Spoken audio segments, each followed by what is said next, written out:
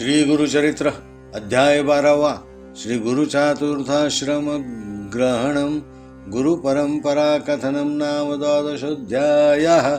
ओम श्री गणेशाय नमः, श्री सरस्वती नमः, श्री गुरुभ्यो नमः, श्री कुलदेवताय नमः, श्रीपाद श्री वल्लभाय नमः, श्री नृसिंह सरस्वती नमः, दत्तात्रेय सद्गुरुभ्यो नमः। ओम श्री गुरु म्हणती जननीसी आम्हा ऐसा निरोपदेसी, अनित्य शरीर तू जाणसी, काय भरवसा जीवित्वाचा। अनित्यानि शरीराणि विभवो नैव शाश्वताः, नित्यं सन्निहितो मृत्युः कर्तव्यो धर्म संग्रह। एखादा असेल स्थिर जीवी, त्यासी तुझी बुद्धी भरवी, अनित्य देह विभवो भावी, पुढे कवणा भरवसा। देह म्हणजे क्षणभंगूर, नाही राहिले कवण स्थिर। जबवरी दृढ असेल शरीर, पुण्य मार्गे राहटावे। जो असेल मृत्यूसी जिंकित, त्याने निश्चयावे। शरीर नित्य त्यासी तुझा उपदेश सत्य, म्हणे करीन धर्म पुढे। अहोरात्री आयुष्य उणे, होत असते क्षण क्षणे। करावा धर्म याची कारणे, पूर्व वयसी पर्येसा। अल्पोदकी जैसा मत्स्य, तैसे मनुष्य अल्पायुष्य। जबवरी असे प्राणी, सुरस धर्म करावा पर्येसा। जैसा सूर्याचा रथ चाले, निमिष होता शीघ्र काळे। 22 सहस्र गाव पळे, तैसे आयुष्य क्षीण होय। पर्जन्य पडता वृक्षावरी, उदकरा हे पर्णाग्री। स्थिर नवे अवधारी, पडे भूमीवरी सवेची।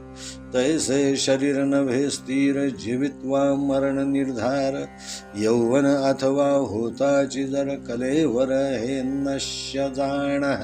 याची कारणे देहासी, विश्वासु नये पर्येसी। मृत्यू असे हा सहवासी, धर्म करावा तात्काळी। विकले पान वृक्ष जैसे, लागले असे सूक्ष्म वेशे। तैसेचे शरीर हे भरवसे, केधवा पडेल न कळे जाणा। एखादा नर कळंतरासी, द्रव्य देतो पर्येसी। दिवस गणना करी कैसी, तैसा यमकाळ लक्षित असे। जैशा समस्त नदी देखा, समुद्रासी घेऊन जाती उदका। परतोनी न येती जन्मभूमिका, तैसे आयुष्य न परते।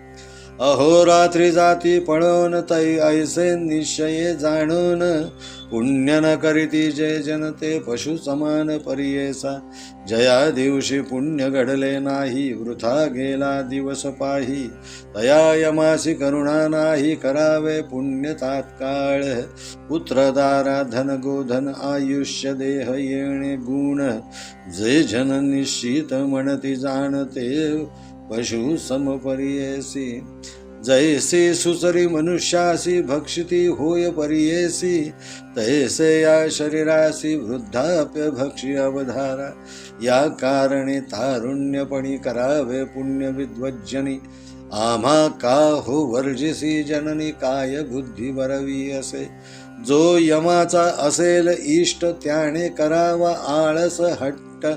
अमरत्वे असेल जो सुभट, त्याने पुढे धर्म करावा। संसार म्हणजे स्वप्ना परी, जैसे पुष्प असे मोगरी। सवेची होय शुष्का परी, तया समदेह जाणा। जैसी विजू असे लवत, सवेची होय अव्यक्त। तैसे प्राय देह होत, स्थिर नो हे पर्येसा। ऐसे नाना परी देखा, बोधिता झाला जननी जनका। विस्मय करीती सभा लोक, बाळक केवी तत्व सांगतो। ऐकोनी पुत्राचे वचन, माता करीत असे नमन। देवा निरोपिले ज्ञान, विनंती माझी परिसावी। तुहा निरोपिले आम्हासी, पुत्र चौघे होतील ऐसी। विश्वास नवे गा मानसी, कुळदेवता पुत्र राया। जववरी होय एक सूत, तववरी राहावे समीपत। निरोपनेदी तववरी सत्य, म्हणून विनवी तये वेळी। माझे वचन अव्हेरुनी जरी जाशील निघोनी, प्राण देईन तत्क्षणी हा निश्चय अवधारी. पुत्र नवसी तू आम्हासी, आमुचे कुळदैवत होसी. सत्य करिगा वचनासी, बोल आपुले दातारा. ऐकोनी मातेचे वचन, श्री गुरु बोलती हांसोन. आमचे बोल सत्य जाण, तुझे वाक्य निर्धारी न पा. तू तय होताची पुत्र दोन्ही, निरोप द्यावा संतोषोनी. मगन राहे ऐक जननी, बोल आपुले सत्य करी. संवत्सर एक तुझ्या घरी राहू माते निर्धारी. वासना पुरतील तुझ्या जरी, मग निरोप दे मज. ऐसी करुनिया निगुती राहिले, श्री गुरु अति प्रीती. वेदाभ्यास शिकविती शिष्य वर्गा बहुतांसी. नगर लोक विस्मय करीती, अभिनव झाले ऐसे म्हणती. बाळ पहा हो वर्षे साती, वेदचारी सांगतसे. विद्वानांहुनी विद्वान विद्यार्थी, तिनी वेद पडती. षटशास्त्री जय म्हणविती, तेही येती शिकावया. येणे परितया घरी राहिले, गुरु प्रीती करी. माता झाली गरोदरी, महानंद करीतसे. नित्य पूजिती पुत्रासी, ठेवूनी भाव कुळदैवतायसी. निधान लाधे एखाद्यासी, काय सांगो संतोष त्यांचा. तव नवमास झाली अंतर्वत्नी, माता झाली प्रसूती. पुत्र झाले युग्म ख्याती, अति सुंदर परियेसा. पुत्र झाले उल्हास थोर, माता पित्या संतोष फार. आशीर्वचनासे गुरु असत्य केवी होईल. या कारणे गुरुवचन सत्य मानावे विद्वज्जने. जैसे असेल अंतःकरण, तैसे होईल परियेसा. ऐशा परिवर्ष एक, त्रिमासी झाले ते बाळक. केळवी तसे माता ऐक, आले श्री गुरु तया जवळी. जननी ऐक माझे वचना, झाली तुझी मनकामना. दोघे पुत्र निदाना, पूर्णायुषी आहे ती जाण. आणखी होतील दोघे कुमारक, त्यानंतर कन्या एक. असाल नांदत अत्यंत सुख, वासना पुरतील तुझी जाणा. आता आमुते निरोपावे, जाऊ आम्ही स्वभावे. संतोष रूपी तुम्ही व्हावे, म्हणून निरोप घेती तय वेळी. संतोषोनी माता पिता, चरणांवरी ठेविती माथा. स्वामी आमुच्या कुळदेवता, अशक्य आम्ही बोलावया. न कळे आम्ही स्वरूप ज्ञान, तुझे स्वरूप न कळे कवणा. माया मोहे वेष्टोन कामना, नेणोची महिमान तुझे. माया प्रपंच वेष्टोनी, तू ते जरी सूत म्हणूनी. एके समयी निष्ठुर बोलो वचनी, क्षमा करणे स्वामी या. सहभोजन शयनासनी, तू ते गांजो भुके जोनी. कडे न घ्यायची उभगोनी, क्षमा करी गा देवराया. तारका मुझे वंशासी, बापा तू अवतरलासी. प्रदोष पूजा फळासी, आली माते स्वामिया. आता आम्हा काय गती, सांगा स्वामी कृपामूर्ती. जनन मरण यातन याती, कडे करावे दातारा. सगरांवरी जैसी गंगा, तैसा तुवा आलासी चांगा. पावन केलेसी माझे अंगा, उभय कुळे 42.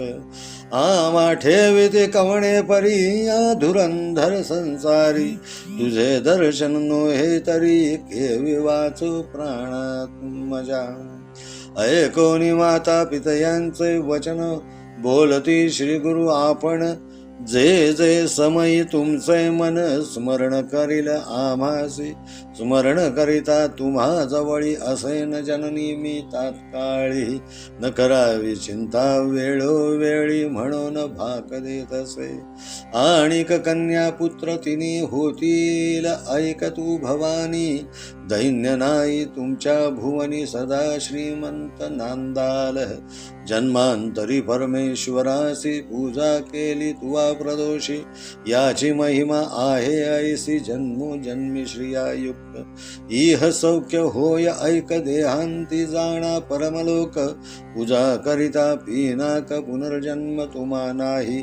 तू आराधिला शंकर, आमा करविला अवतार वासना पुरेल तुझा भार आमा निरोप दे आता पुनर्दर्शन तुम्हासी होईल ऐका वर्षे 30 जाओनी बद्री बनासी म्हणून निगती तये वेळी निरोप घेऊन तये वेळा श्री गुरु निघाले अवलीळा नगर लोक येती सकळा माता पिता बोळविती म्हणती समस्त नगर नारी तपासी निघाला ब्रह्मचारी होईल पुरुषावतारी मनुष्य देही दिसतसे एक म्हणती पहा हो नवल तपासी निघाला असे बाळ माता पिता सुखे केवळ निरोप देती कौतुके कैसे यांचे अंतकरण जैसा हो का पाषाण मन करुणी निर्वाण भोळविताती पुत्रासी एक म्हणती नवे बाळ होईल त्रिमूर्तीचा अवतार केवळ अनुमान नवे हा निश्चळ वेद केवी म्हणतसे 7 वर्षांचे बाळक देखा वेद म्हणतो अखिल शाखा मनुष्य मात्र नवे ऐका ऐसे म्हणती साधुजन ऐसे म्हणून साधुजन करिता ती साष्टांगी नमन नाना परिस्तोत्र वचन करीते झाले अवधारा नमन करोनी सकळीक आले आपुले गृहांतिक पुढे जाती जननी जनक पुत्रा सवे बोळवीत निज स्वरूप जननीयेसी दाविता झाला परियेसी श्रीपाद श्रीवल्लभ दत्तात्रेयासी देखते झाले जनक जननी त्रयमूर्तीचा अवतार झाला नरहरी नर निज रूपे दिसे कर्पूर गौर पाहता न मिले चरणासी जय जया जगद्गुरु त्रयमूर्तींचा अवतारू अमुचे पुण्य होते थोरू म्हणून देखिले तुमचे चरण तू तारक विश्वासी आम्हा उद्धरिले विशेषी पुनर्दर्शन आम्हासी द्यावे म्हणून विनविती ऐसे म्हणून माता पिता चरणांवरी ठेविती माता आलिंगिती श्री गुरुनाथा स्नेह भावे करून या संतोषोनी श्री गुरुमूर्ती आश्वास केला अति प्रीती पुनर्दर्शन हो निश्चिती देईन म्हणती ते वेळी ऐसे तया संभाषोनी निरोप घेतला तत्क्षणी परतोनी आली जनक जननी येती संतोषोनी मंदिरात वरदमूर्ती श्री गुरुराणा निघाला जावया भद्रिवना पातला आनंद कानना वाराणसी क्षेत्रासी अविमुक्त वाराणसी पुरी क्षेत्र थोर सचराचरी विश्वेश्वर अवधारी अनुपम्य असे त्रिभुवनी राहुनिया तया स्थानी अनुष्ठिती गुरु शिरोमणी विश्वेश्वराचे दर्शनी पूजा करीती आत्मारामासी येणे परितया स्थानी क्वचित काळ श्री गुरुमुनी अष्टांग योगे करूनी तप करीती परियेसा तया काशी नगरात तापसी असती आणिक बहुत संन्यासी अति अवधूत तप करीती दारुण तयात श्री गुरु ब्रह्मचारी योगाभ्यास धुरंधरी करिता ती तपस्वी येरी अभिनव करीती मनात म्हणती पहा हो ब्रह्मचारी तप करीतो नाना परी कैसे वैराग्य याचे उदरी निर्लिप्त असे परियेसा शरीर स्वार्थ नाही यासी योग्य होय हा संन्यासी स्नान करीतो त्रिकाळेसी मणिकर्णिका तीर्थात ऐसे स्तोत्र नित्य करीती समस्त संन्यासी येती वृद्ध होता एक यती कृष्ण सरस्वती नामे तो केवळ ब्रह्मज्ञानी तपस्वी असे महामुनी सदा देखून या नयनी स्नेह भावे भावित असे म्हणे समस्त यतीश्वरासी नमना नर ब्रह्मचारीसी अवतार पुरुष अतितापसी विश्ववंद्य दिसत असे वयसा धाकुटा म्हणून नमन न कराल तुम्ही मुनी प्रख्यात मूर्ती हा त्रिभुवनी आम्हा वंद्य असे देखा वार्धक्यपणे आम्ही यासी वंदिता देता दुःख सकळांसी विशेष आम्ही संन्यासी मूर्ख लोक निंदिती या कारणे आम्ही यासी विनवू परोपकारासी संन्यास देता समस्तांसी भक्ती होईल स्थिरमनी लोकानुग्रहानिमित्त हा होय गुरु समर्थ याचे दर्शन मात्रे पुनीत आम्ही परियेसा या कारणे बाळकासी विनवू आम्ही विनयेसी आश्रम घ्यावा संन्यासी पूजा करू एक भावे म्हणून आले तया जवळी विनविताती मुनी सकळी ऐकतापसी स्तोम मौळी विनंती असे परियेसा लोकानुग्रहा कारणे तुम्ही आता संन्यास घेणे आम्हा समजता उद्धरणे पूजा घेणे आम्हा करवी या कलियुगी संन्यास म्हणून निंदा करीती सकळई जन स्थापना करणार कवण न दिसती भूमीवरी यज्ञदानं गवालंबं संन्यासं फलपैतृकं देवराज्य सूतोत्पत्तिं कलौ पंच विवर्जयेत यज्ञदान गवालंबन संन्यास घेता अतिदूषण फलपैतृक भ्रातांगना करू नये म्हणताती करिता कलियुगात निषिद्ध बोलती जन समस्त संन्यास मार्ग सिद्धांत वेद संमत विख्यात पूर्वी ऐसे वर्तमानी निषेध केला सकळही जनी श्री शंकराचार्य अवतरोनी स्थापना केली परियेसा तयावरी तुके दिवस चालत आला मार्ग संन्यास कलिप्रबळ होता नाश पुनरपि निंदा करिता ती आश्रमाचा उद्धार सकळ जना उपकार करावा कृपा सागर म्हणती सकळ मुनिजन ऐकूनी त्यांची विनंती श्री गुरुनी आश्रम घेती वृद्ध कृष्ण सरस्वती तयापासून परियेसा ऐसे म्हणता सिद्ध मुनी विनवी तसे नामकरणी संदेह होतो माझे मनी कृपानिधी मुनिराया म्हणती श्री गुरु तोची जगद्गुरु त्या ते झाला आणिक गुरु त्रयमूर्तीचा अवतारू कवणे परिदिसतसे सिद्ध म्हणे शिष्यासी सांगेन याची स्थिती कैसी पूर्वी श्री रघुनाथासी झाला वसिष्ठ केवी गुरु आठवा अवतार श्रीकृष्ण देवासी सांदीपनी जाहला गुरु कैसी अवतार होताची मानुषी तया परी राहटावे या कारणे श्री गुरुमूर्ती गुरु केला तो कृष्ण सरस्वती बहुकाळींचा होता यती म्हणून त्या ते मानिले शिष्य म्हणे सिद्धासी स्वामी कथा निरोपिलीसी वृद्ध कृष्ण सरस्वतीसी गुरु केले म्हणून या समस्त यतीश्वराहून तयासी दिला बहुमान कृष्ण सरस्वती तो पूर्वी कोण गुरुचे मूळपीठ विस्तारून यामासी निरोपावे कृपेसी त्याने माझे मानसी संतोष होईल स्वामिया ऐसे शिष्य विनविता तव सांगे विस्तारता मूळपीठ आद्यंता गुरु संतती परियेसा आदिपीठ शंकर गुरु तदनंतर विष्णु गुरु त्यानंतर चतुर्वक्त्र गुरु हे मूळपीठ अवधारी तदनंतर वसिष्ठ गुरु तेथोनी शक्ती पराशरू त्याचा शिष्य व्यास थोरू जो का अवतार विष्णूचा तयापासून शुक गुरु जाण गौडपादाचार्य सगुण आचार्य गोविंद तयाहून पुढे आचार्य तो शंकर जाहला तदनंतर विश्वरूपाचार्य पुढे ज्ञानबोधिगिरीय त्याचा शिष्य सिंहगिरीय ईश्वर तीर्थ पुढे झाले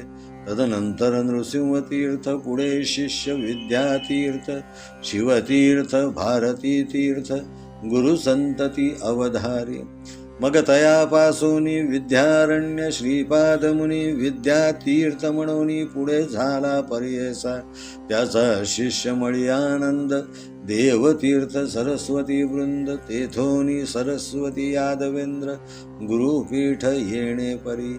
यादवेंद्र मुनीचा शिष्य तोची कृष्ण सरस्वती विशेष बहुकाळींचा संन्यासी म्हणून विशेष मानिते. येणे परी श्री गुरुनाथ आश्रम घेती चतुर्थ संन्यास मार्ग स्थापनार्थ श्री गुण सरस्वती समस्त वेदांचा अर्थ सांगता झाला श्री गुरुनाथ. म्हणून वंदिते समस्त तया काशी नगरात ख्याती केली अतिगहनी तया वाराणसी भुवनी. यती समस्त येऊनी सेवा करीती श्री गुरुची. मग निघाले तेथोनी बहुत शिष्य समवेत मुनी. उत्तर तीर्थ बद्रीवनी अनंत तीर्थे पहावया. सव्य घालुनी मेरुसी तीर्थे नवखंड क्षितीसी. सांगता विस्तार बहुवसी ऐक शिष्या नामकरणी. समस्त तीर्थे अवलोकित सवे शिष्य यतींसहित. भूमी प्रदक्षिणा करीत आले गंगा सागरासी. सिद्धमणे नामांकिता समस्त चरित्र सांगता. विस्तार होईल बहुकथा म्हणून दावन मात्र सांगतो पर्येसी. समस्त महिमा सांगावयासी शक्ती कैंची आम्हासी. अनंत महिमा त्रयमूर्तींसी गुरुचरित्र पर्येसी. गंगा सागरा पासाव तटाक यात्रा करीत देव. प्रयागस्थानी गुरुराव येथे झाले पर्येसा. तया स्थानी असता गुरु आला एक द्विजवरू. माधव नामे असे विप्रू श्री गुरुसी भेटला. ब्रह्मज्ञान तयासी उपदेश केला प्रीतीसी. चतुर्थाश्रम तयासी देते झाले पर्येसा. नाम माधव सरस्वती तया शिष्या ते ठेविती. तया पर्यती प्रीती शिष्यांमध्ये पर्येसा. सिद्धमणे नामकरणी शिष्य झाले येणे गुणी. अखिल यती नामकरणी सांगे नायिका एक चित्ते. गंगाधराचा नंदनु सांगे गुरुचरित्र कामधेनु. ऐकता होय महाज्ञानु लादे चारी पुरुषार्थ. इति श्री गुरुचरित्रामृते परमकथा कल्पतरौ श्री नृसिंह सरस्वती उपाख्याने सिद्धनामधारक संवादे श्री गुरुचातुर्थाश्रम ग्रहणं गुरु परंपरा कथनं नाम द्वादशोऽध्यायः. श्री गुरुदेव दत्तात्रेयार्पणमस्तु. ओवी संख्या 130. यथार्थ श्री गुरुचरित्र. श्री गुरूंचा मातेला ज्ञानोपदेश. 1 संवत्सर वास्तव्य व नंतर काशी क्षेत्री प्रयाण. संन्यासाश्रमाचा स्वीकार. गुरुपरंपरा कथन नाम अध्याय 12. मातेला ज्ञानोपदेश. श्री गुरुदेव मातेला म्हणाले, हे माते, तुला माहीतच आहे की मनुष्याचे शरीर अनित्य आहे, नाशवंत आहे. आयुष्याचा काही भरोसा नाही. त्यामुळे हे माते मला निरोप दे. अनित्यानि शरीराणि विभोगो नैव शाश्वतः. नित्यं सन्निहितो मृत्युः कर्तव्या धर्मसंग्रह. एखादाच दीर्घायुषी होत असतो. देह व वैभव हे नाशवंत आहेत, त्याचा काही भरोसा नाही. जीवन क्षणभंगूर आहे, कोणीच स्थिर नाही, अमर नाही. म्हणून जोवर शरीर सुदृढ आहे तोपर्यंत पुण्यकर्म करीत असावे. तुझा हा उपदेश अशा व्यक्तीला योग्य आहे की ज्याने मृत्यूला जिंकले आहे, ज्याचे शरीर नाशवंत नाही. मनुष्याचे आयुष्य क्षणाक्षणाला कमी होत जाते. म्हणून लहानपणापासूनच धर्म करावयास सुरुवात करावी. ज्याप्रमाणे अल्प पाण्यात मासा, तसेच मनुष्याचे आयुष्य अल्प असते. जोपर्यंत प्राण चांगला आहे, म्हणजेच जोवर शरीर सुदृढ आहे, तोवर धर्म कार्य करावे. सूर्याचा रथ इतक्या तीव्रतेने चालतो की क्षणात 22 सहस्र योजने पार करतो. तसे त्याच गतीने मनुष्याचे आयुष्य क्षीण होत असते. पाऊस जेव्हा पडतो तेव्हा झाडाच्या पानावर काही पाण्याचे थेंब राहतात, पण तेथे ते स्थिर राहत नाहीत. ते तेथून काही वेळातच जमिनीवर पडतात. तसेच मनुष्याचे शरीर देखील स्थिर नाही. जीव हा मरणारच. ते शरीर केव्हा तारुण्यात तर केव्हा म्हातारपणात नाश पावते. त्यामुळे या नाशवंत देहावर विश्वास ठेवू नये. हा विचार ठेवून सदा सर्व काळ धर्म करीत राहावे. झाडावरचे पिकलेले पान केव्हा गळून पडेल याचा काही नेम नसतो. तसेच या शरीराचे आहे ते केव्हा नाश पावेल याचा काहीच नेम नसतो.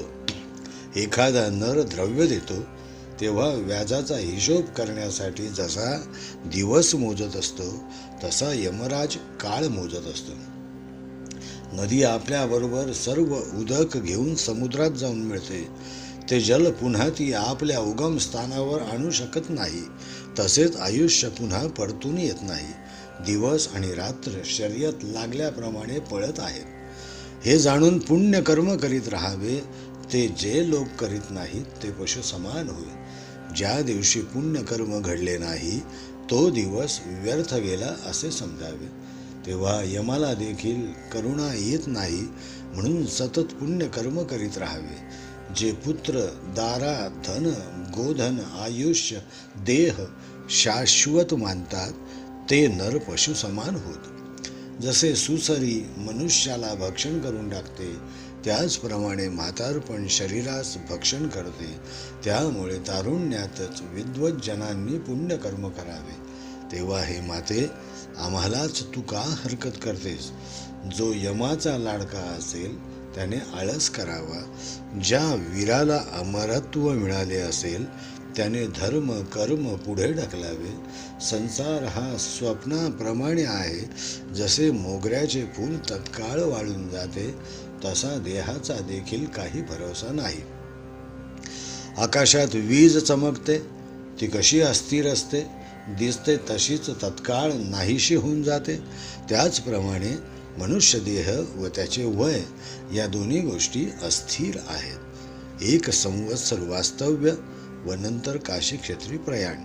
अशा तऱ्हेने नाना प्रकारची उदाहरणे देऊन आपल्या माता पित्यांना तो बालब्रह्मचारी बोध करू लागला.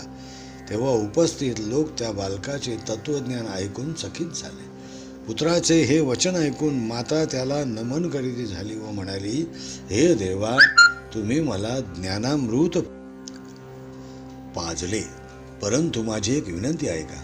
तुम्ही मला सांगितले की मला 4 पुत्र होतील, पण हे कुलदेवते, माझा यावर विश्वास बसत नाही. जोपर्यंत एक मुलगा होत नाही तोपर्यंत तरी तुम्ही जाऊ नका. माझ्या जवळच राहावे. तोपर्यंत मी तुम्हाला निरोप देणार नाही. माझ्या वचनाचा धिक्कार करून निघून गेलेत तर मी त्या क्षणी आपला प्राणत्याग करीन, हे तुम्ही जाणून घ्या. आपण पुत्र नाही तर कुलदैवत सुद्धा आहात. आपल्या वचनाची सत्यता पटवून द्या. आपले बोल पूर्ण करा. हे मातेचे वचन ऐकून श्री गुरुदेवांनी स्मित केले व म्हणाले, माझे बोल सत्य होतील. तुझ्या आज्ञेचे मी पालन करीन. तुला 2 पुत्र झाल्यावर मला आनंदाने निरोप देशील. मग मात्र मी राहणार नाही. माझे बोल मी सत्य करीन. मी बोलल्याप्रमाणे निघून जाईन. आणखी 1 संवत्सर 1 वर्ष मी तुझ्या घरी राहीन.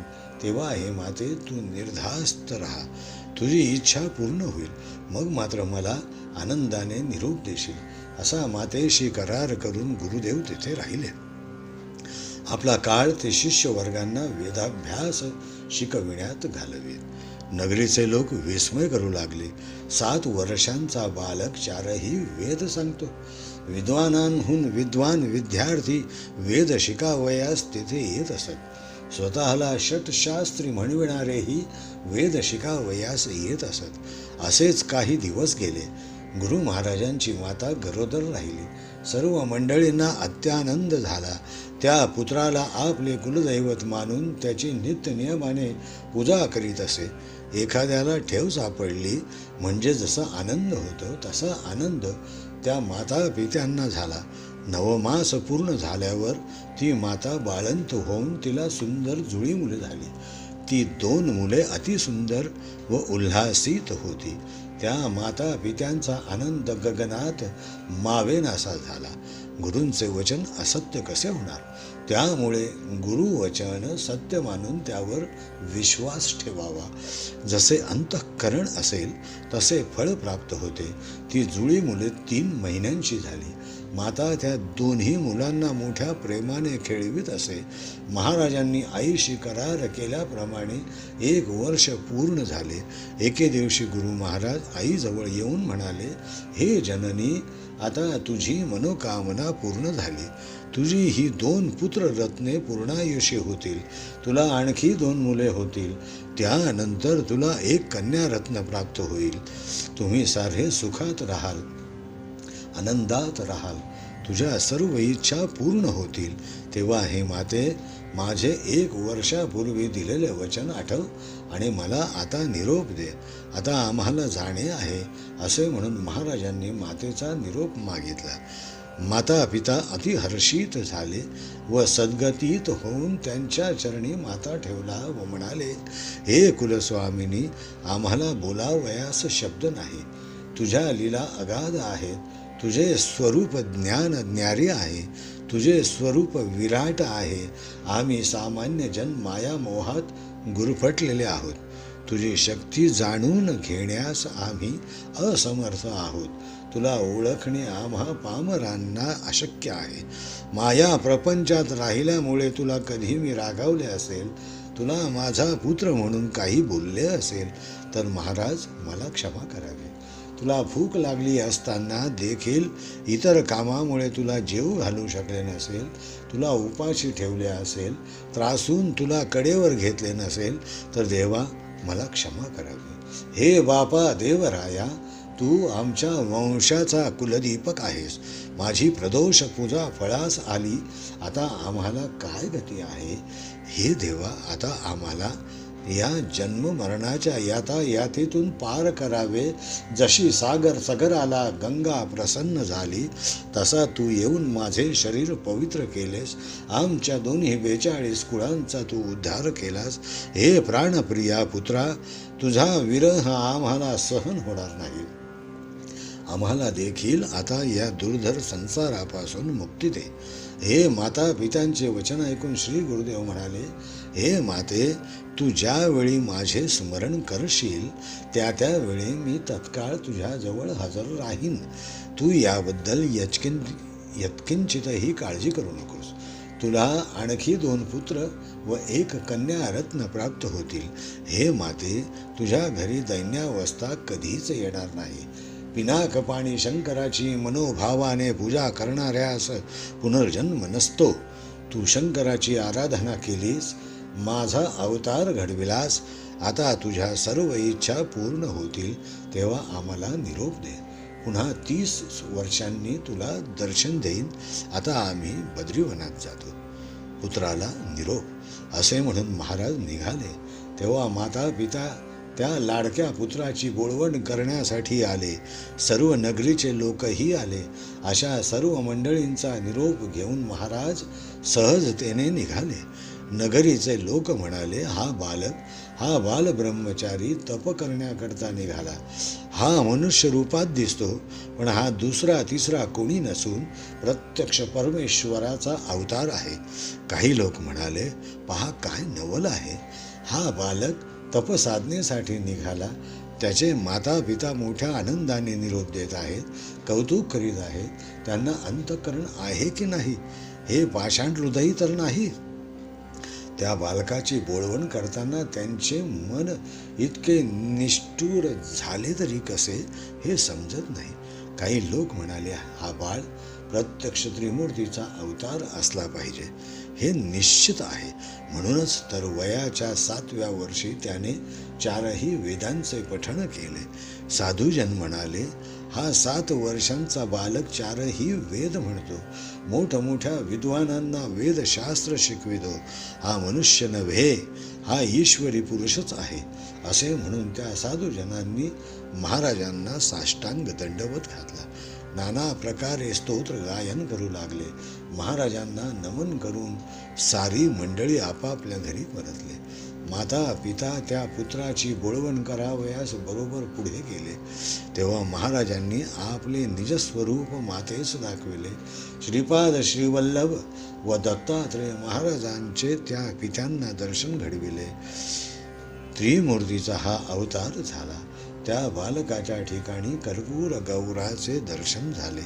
तेव्हा माता पित्यांनी नमस्कार केला व म्हणाले, हे परमेश्वरा, हे दत्तात्रेया, हे गुरुदेवा, आम्ही थोडे बहुत पुण्य केले असेल म्हणूनच तू आम्हाला दर्शन दिलेस. तू जगाचा तारक आहेस, आमचा उद्धार केलास, आम्हाला पुन्हा दर्शन द्यावे. असे म्हणून माता पित्यांनी त्याच्या चरणावर मस्तक ठेवले. प्रेमाने पुत्राला कवटाळले. महाराजांनी मोठ्या संतोषाने धीर दिला व पुनर्दर्शन देईन म्हणून ग्वाही दिली. नंतर ते तेथून तत्काळ निघाले. माता पिता आनंदाने घरी परतले. संन्यासाश्रमाचा स्वीकार. वरद मूर्ती श्री गुरु बद्रीवनात जावयास निघाले. ते श्री क्षेत्र काशी येथील आनंद काननाला येऊन पोहोचले. हे वाराणसी क्षेत्र चराचरात थोर क्षेत्र आहे. हा विश्वेश्वर साऱ्या त्रिभुवनात अनुपम्य आहे. महाराज विश्वेश्वराचे दर्शन घेत आत्मारामाची पूजा करीत काशी क्षेत्री राहून गुरु शिरोमणी अनुष्ठान करीत. अशा प्रकारे श्री गुरु शिरोमणी अष्टांग योगाने तप करीत. त्या काशी नगरीत तसे असंख्य तपस्वी होते. संन्यासी यती थोर तपश्चर्या करीत. श्री गुरु ब्रह्मचारी योगाभ्यासाने तप करीत. तेव्हा ते लोक आश्चर्य करीत. ते म्हणाले, हा पहा बाल ब्रह्मचारी कसे नाना प्रकारे तप साधन करतो. हा निर्दोष तपस्वी आहे. याला कसे वैराग्य आले. याला शरीर स्वार्थ नाही. हा संन्यासाश्रमास योग्य आहे. हा मणिकर्णिका तीर्थात त्रिकाळ स्नान करीत असे. अशा प्रकारे गुरु महाराज नित्य स्तोत्र करीत सर्व संन्यासी तेथे जमत असत. त्या संन्यासात एक कृष्ण सरस्वती नामक वृद्ध संन्यासी होता. तो तपस्वी महामुनी असून ब्रह्मज्ञानी होता. तो सर्वांशी प्रेमाने वागत असे. त्याने देखील सर्व संन्यासी यतीश्वरांना सांगितले, हा जो बाल ब्रह्मचारी आहे तो साधा सुधा मानव नसून अवतारी पुरुष आहे. हा महान तपस्वी असून विश्ववंद्य आहे. तो तुम्हापेक्षा वयाने लहान आहे म्हणून तुम्ही त्याला नमन करणार नाही. पण ही त्रिभुवनातील प्रख्यात मूर्ती आहे. प्रत्यक्ष परमेश्वर आहे. तुम्हालाच काय पण मला देखील तो वंदनीय आहे. पण वार्धक्यपणामुळे मी त्याला नमन करू शकत नाही. मी त्याला वंदन केल्यास समस्त जनांना दुःख होईल. या संन्यासाची माझी मूर्ख लोक निंदा करतील. म्हणून याला आम्ही अशी विनंती करतो की याने संन्यास देण्याचे परोपकारी कार्य करावे. त्यामुळे परमेश्वरावर भक्ती स्थिर होईल. लोकांना अनुग्रह देण्यास हा बालगुरु पूर्णपणे समर्थ आहे. यांच्या दर्शनाने आम्ही सारे पुनीत झालो आहोत. म्हणून त्या बालकास आम्ही संन्यासाश्रम घेण्याची विनंती करू व त्याची एक दिलाने पूजा करू. असे म्हणून ते कृष्ण सरस्वती इतर संन्यासी जणांसोबत त्या बाल ब्रह्मचार्याजवळ आले व विनवू लागले. ते म्हणाले, हे बाल तपस्व्या, हे तपस्वी श्रेष्ठा, आमची आपणाला एक विनंती आहे. लोकांना अनुग्रह देण्यासाठी आपण संन्यास घ्यावा. आम्हा समस्त संन्याशांचा उद्धार करावा. आमच्या हस्ते पूजा करावी. या कलियुगात संन्यास घेण्यास सर्वजण योग्य समजत नाही, निंदा करतात. योग्य अनुग्रह देणारा आज या भूमीवर दुसरा कोणी दिसत नाही. यज्ञदानम गवालंबम संन्यासम फलपैतृकम देवराज्य सुतोत्पत्तीम कलौ पंच विवर्जयेत. यज्ञातील पशुहिंसा, श्राद्धात मांसाचा उपयोग, पतिनिधनानंतर दिराकडून पुत्रोत्पत्ती हे अयोग्य आहे. तसेच संन्यास घेणे दोषप्रद आहे. म्हणून कलियुगात सर्व लोक निषिद्ध बोलतात. संन्यास मार्गाचा सिद्धांत हा वेदसंमत आहे. पूर्वीच्या काळी असाच सर्वांनी निषेध केला असता श्री शंकराचार्यांनी त्याची स्थापना केली. त्यानंतर इतके दिवस संन्यासाचा मार्ग चालत आला आहे. कली प्रबल झाला म्हणजे तो पुन्हा निंदेस प्राप्त होतो. तेव्हा महाराज त्या आश्रमाचा उद्धार करून सकल मानवजनांवर उपकार करावे असे कृपासागर बाल ब्रह्मचारी गुरुवर्यांना सकल मुनिजनांनी सांगितले. ही विनंती ऐकून वृद्ध कृष्ण सरस्वतीपासून गुरुमुनींनी आश्रम घेतला. असे सिद्ध मुनींनी सांगितल्यावर नामधारकाने विनंती केली व म्हणाला, हे महाराज, माझ्या मनात थोडी शंका उत्पन्न झाली. या शंकेचे आपण निरसन करावे. श्री गुरुदेवांना जगद्गुरू मानतात, त्यांना त्रिमूर्तीचा अवतार मानतात, मग त्यांना पुन्हा गुरु करण्याची आवश्यकता काय? तेव्हा सिद्ध मुनी म्हणाले, ऐक शिष्या, ते तुला मी समजावून सांगतो. पूर्वी जसे श्री रघुरामाने वसिष्ठांना गुरु केले, जसे 8वा अवतारी कृष्णाने सांदीपनींना गुरु केले, हे तसेच आहे. परमेश्वराला मनुष्य योनीत जन्म घेतल्यावर गुरु करावेच लागते. त्याचप्रमाणे कृष्ण सरस्वती हा बहुकाळीचा यती असल्यामुळे गुरुदेवांनी त्यांना गुरु मानले. तेव्हा शिष्य सिद्ध मुनींना म्हणाला, हे स्वामी, तुम्ही म्हणता कृष्ण सरस्वती हे वृद्ध होते म्हणून त्यांना समस्त यतीश्वराहून जास्त मान देऊन गुरु केले. अशा त्या कृष्ण सरस्वतींचे पूर्वीचा कोण व त्यांच्या गुरुचे मूळपीठ कोणते हे मला समजावून सांगावे. ते कथानक मला विस्तार करून सांगावे. मला ते ऐकण्याची अतीव इच्छा आहे. माझ्या मनाला फार संतोष होईल. अशी शिष्याची विनंती ऐकून मूळ पीठाचा संपूर्ण आद्य इतिहास सांगू लागले. आदिपीठ शंकर गुरु, तदनंतर विष्णू गुरु, त्यानंतरचा चतुर्वक नत्र गुरु हे मूळ पीठ आहे. त्यानंतर वसिष्ठ, त्यापासून विशक्ती, नंतर पराशर, त्याचा शिष्य व्यास यांना प्रत्यक्ष विष्णूचा अवतार मानतात. त्याचा शिष्य शुक गुरु, त्यानंतर गौडपादाचार्य, त्यांचा शिष्य आचार्य गोविंद, पुढे तो आचार्य शंकर झाला. त्यानंतर विश्वरूपाचार्य, त्यानंतर ज्ञानबोधिगिरीय, त्याचा शिष्य सिंहगिरीय व त्यानंतर ईश्वरतीर्थ झाले. त्यानंतर नृसिंहतीर्थ, त्याचा शिष्य विद्यातीर्थ, त्याचा शिष्य शिवतीर्थ व त्यानंतर भारती तीर्थ. अशा प्रकारे गुरुपरंपरा होती. त्यानंतर भारती तीर्थाचे शिष्य विद्यारण्य श्रीपादमुनी विद्यातीर्थ म्हणून पुढे आला. त्याचा शिष्य मळी आनंद, त्याचा शिष्य देवतीर्थ, सरस्वती वृंद, त्यानंतर सरस्वती यादवेंद्र. याप्रमाणे गुरुपीठ असून यादवेंद्र मुनींचा शिष्य म्हणजे हा कृष्ण सरस्वती होय. म्हणून यांना बहुकाळीचा संन्यासी म्हणून विशेष मानतात. अशा प्रकारे श्री गुरुनाथांनी चातुर्थाश्रम घेतला. संन्यास मार्ग स्थापनेसाठी श्री नृसिंह सरस्वती स्वामींनी चातुर्थाश्रम घेतला. 4ही वेदांचा अर्थ श्री गुरु महाराज समजावून सांगत असत. त्यामुळे काशीनगरात ते समस्त मंडळींना वंदनीय झाले होते. अशा प्रकारे काशी क्षेत्रात महाराजांची फार ख्याती झाली. सर्व यती मंडळी येऊन गुरु महाराजांची सेवा करू लागले. नंतर तेथून अनंत तीर्थ पाहण्याकरता बऱ्याच शिष्य मंडळींसोबत बद्रिकाश्रमात अर्थात उत्तर तीर्थात निघाले. मेरूला सव्य घालून पृथ्वीवरील नवखंडांमधील तीर्थक्षेत्रांची महाराजांनी यात्रा केली. याचा जितका विस्तार केला तितका थोडाच आहे. हे नामकरणी शिष्या, अशा प्रकारे समस्त तीर्थक्षेत्रे अवलोकन करीत, भूमी प्रदक्षिणा करीत करीत महाराज सर्व शिष्यांसमवेत गंगासागर संगमाला आले. हे शिष्या, महाराजांचे समस्त चरित्र सांगितले तर फार विस्तार होईल, म्हणून मी तुला थोडक्यात कथानक सांगतो.